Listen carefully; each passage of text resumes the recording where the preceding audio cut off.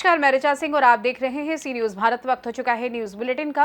इस बुलेटिन में बात करेंगे बाराबंकी की, जहां राष्ट्रीय अध्यक्ष प्रदेश कार्यालय लखनऊ में मासिक बैठक का हुआ आयोजन, और दिखाएंगे जौनपुर में कैसे राजस्व विभाग की टीम ने हटवाया अवैध कब्जा।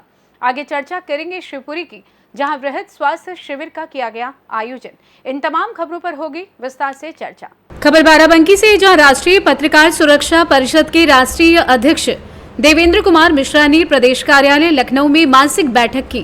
राष्ट्रीय पत्रकार सुरक्षा परिषद के राष्ट्रीय अध्यक्ष देवेंद्र कुमार मिश्रा ने रविवार को प्रदेश कार्यालय लखनऊ में प्रदेश के प्रत्येक जिले से आए हुए जिलाध्यक्ष व मंडल अध्यक्ष के साथ मासिक बैठक की। बैठक में उपस्थित जिलाध्यक्ष व मंडल अध्यक्ष से राष्ट्रीय अध्यक्ष ने अपील करते हुए कहा कि संगठन को और मजबूत करने के लिए हमें अपने संगठन में पत्रकारों की संख्या और बढ़ानी होगी, जिससे संगठन और मजबूत होगा। वहीं राष्ट्रीय अध्यक्ष ने प्रदेश से प्रत्येक जिले से आए हुए जिलाध्यक्ष मंडल अध्यक्ष को फूलमाला पहनाकर अंगवस्त्र, गमछा, प्रशस्ति पत्र व शील्ड देकर स्वागत किया। लोगों ने उनका भी फूलमाला पहनाकर स्वागत किया। बाराबंकी से सी न्यूज संवाददाता विजय सिंह की रिपोर्ट। यूपी के जौनपुर के क्षेत्र के बरौटी चवरवर गांव में चकमार की जमीन पर सालों से किए गए अवैध कब्जे को एसडीएम के आदेश पर नायब तहसीलदार के नेतृत्व में आई राजस्व विभाग की टीम ने पुलिस बल के साथ हटवाया। इस दौरान टीम को कब्जेदारों के विरोध का सामना भी करना पड़ा। कब्जा हटते ही भूमाफियाओं में हड़कंप मच गया। आपको बता दें कि मामले की जानकारी देते हुए एसडीएम केराकत सुनील कुमार भारती ने बताया कि कुछ लोगों द्वारा रास्ते की जमीन पर कब्जा कर लिया गया था। गांव के कई लोगों की कई बार शिकायत मिलने पर उसकी जांच कराई गई तो मामला सही पाया गया और तत्काल कब्जा किए गए रास्ते को खाली कराया गया। सख्त निर्देश दिया गया कि दोबारा रास्ते पर कब्जा किया गया तो सख्त कार्रवाई होगी। वहीं गांव में ग्राम समाज की जमीन पर अवैध ढंग से कब्जा किया गया था, उसे भी कब्जा मुक्त कराया गया और वहां ग्राम समाज का बोर्ड लगा दिया गया है। उस जमीन पर पेड़ लगाया जाएगा। आइए जानते हैं इस विषय में एसडीएम केराकत सुनील कुमार भारती ने आगे और क्या कुछ जानकारी दी। एक ग्राम चौरवर है जहाँ पे कि चकमार खाते की ज़मीन थी, रास्ता खाते की ज़मीन थी, और उस पर कुछ लोगों द्वारा दीवार बना के कब्जा कर लिया गया था, जिससे कि लोगों को आने जाने में असुविधा होती थी। तो एप्लीकेशन दिया गया ग्रामवासियों द्वारा और उसके निस्तारण के क्रम में वो जो भी दीवार बनी हुई थी उसको तोड़ा गया और इंक्रोचमेंट को हटवाया गया और रास्ता को चालू कराया गया, जिससे कि लोगों को आने जाने में कोई समस्या ना हो। और दूसरी कार्रवाई हुई है तरियारी गांव है, जहाँ पे कि ग्राम सभा की ज़मीन को कुछ लोगों द्वारा कब्जा करके खेती किया जा रहा था। तो उस ज़मीन को कब्जा मुक्त कराया गया है, जो कि 1 हेक्टेयर से ज़्यादा ज़मीन है। इसमें कि 2 काटे हैं, करीब 5-6 बीघा हैं, तो उसको कब्जा मुक्त कराया गया और वहाँ पर ग्राम सभा का बोर्ड भी लगवाया गया है। और आगे उस ग्राम सभा की ज़मीन को हम लोग वृक्षारोपण के लिए या अलग अलग कार्य के लिए जो भी सरकारी ज़मीनें देनी पड़ती हैं, जैसे जल जीवन मिशन हुआ या जो भी गवर्नमेंट की स्कीम्स है, उसके लिए ज़रूरत पड़ेगी तो उसका यूज किया जा सकता है। तो ये 2 कार्रवाई हुई है। जौनपुर से सी न्यूज संवाददाता प्रवीण कुमार की रिपोर्ट।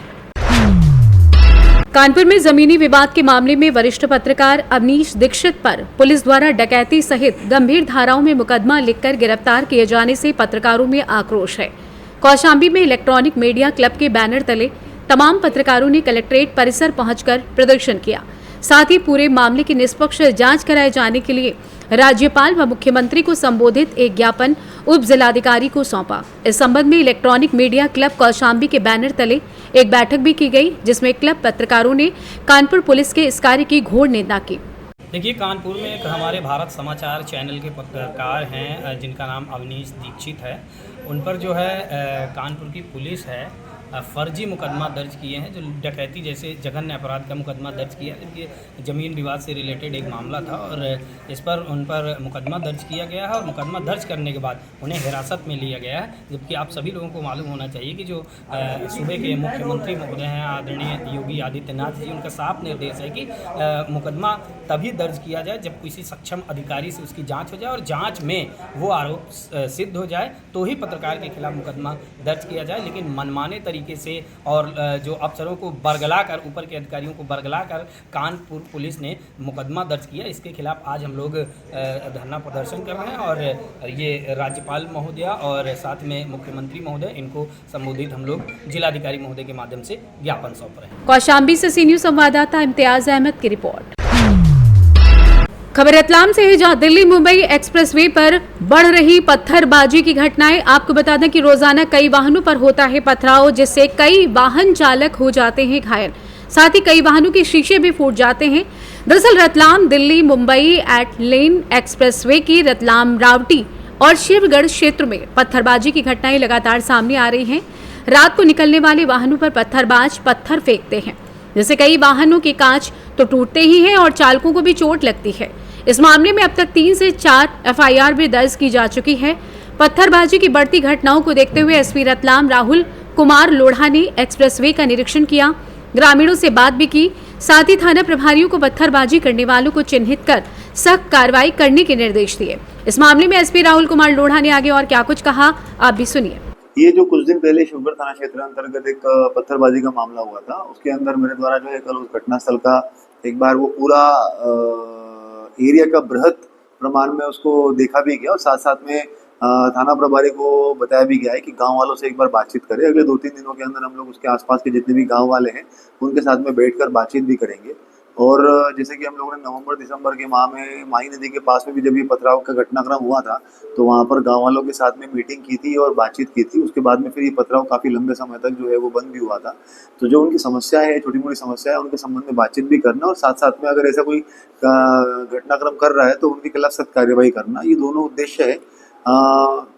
उसके लिए जो है वो हम लोग प्रयास कर रहे हैं। जी, बातचीत हुई, आपने बताया कि पूर्व में ग्रामीणों से बातचीत हुई थी, तो क्या समस्या आ रही, क्या कारण है? ग्रामीणों की, वहाँ के आसपास के लोगों की छोटी-छोटी समस्याएँ थी कि उनके जाने वाला रास्ता जो है वो बंद हुआ है। उसके बाद में 8 लेन जाने की वजह से जो 2 गाँव के बीच में का डिस्टेंस था वो एकदम से बढ़ गया क्योंकि उनको पूरा फ्लाईओवर तक जाना पड़ रहा है। तो ऐसी ग्रामीणों की बहुत छोटी-छोटी समस्याएँ हैं और उनके 15 से 18 साल के जो बच्चे हैं वो इस तरीके की हरकतें कर रहे हैं। तो उनको ध्यान में रखते हुए उन लोगों से समझाया जाता है जब उनको कि भाई ये आने जाने वाले लोगों की कोई गलती है नहीं, आपकी अगर समस्या है तो आप उसको प्रशासन के सामने रखिए। अगर उसको निराकरण करनी योग्य होगी तो उसको तत्काल एक्शन लेके निराकरण भी किया जाएगा। तो इस तरीके से उनसे बात भी की गई थी। अभी भी हम लोग उसकी समस्याएं जानेंगे और प्रयास करेंगे निराकरण करने का। रतलाम से सी न्यूज संवाददाता हुसैन खान की रिपोर्ट। खबर शिवपुरी से, जहां तथागत फाउंडेशन के द्वारा पुलिस कर्मियों के लिए वृहद स्वास्थ्य शिविर का आयोजन किया गया। इस अवसर पर आईजी अरविंद सक्सेना ने कहा कि फाउंडेशन के द्वारा पुलिस कर्मियों के लिए वृहद स्वास्थ्य शिविर का आयोजन न केवल अनुकरणीय है बल्कि स्वागत योग्य है। उक्त बात मुख्य अतिथि की आसंदी से ग्वालियर जोन के पुलिस महानिरीक्षक अरविंद सक्सेना ने कही। उन्होंने कहा कि एक ही छत के नीचे इतने सारे रोगों के चिकित्सकों को एकत्रित करना और मरीजों को परामर्श उपलब्ध कराना बहुत बड़ा काम है। कार्यक्रम का प्रारंभ भगवान तथागत की मूर्ति पर पुष्पांजलि और अतिथियों के द्वारा दीप प्रज्वलन से हुआ। वहीं कार्यक्रम के मुख्य अतिथि ग्वालियर जोन के आईजी अरविंद कुमार सक्सेना तथा अध्यक्षता कलेक्टर शिवपुरी रविंद्र चौधरी ने की। विशिष्ट अतिथि की भूमिका में एसपी अमन सिंह राठौर और dean medical college doctor Paramhans थे। शिवपुरी से सी न्यूज संवाददाता विनोद सिकरवार की रिपोर्ट। फिलहाल न्यूज बुलेटिन में बस इतना ही। देश दुनिया की तमाम खबरों की जानकारी के लिए आप देखते रहें सी न्यूज भारत। हर खबर आपके साथ, आपके हाथ।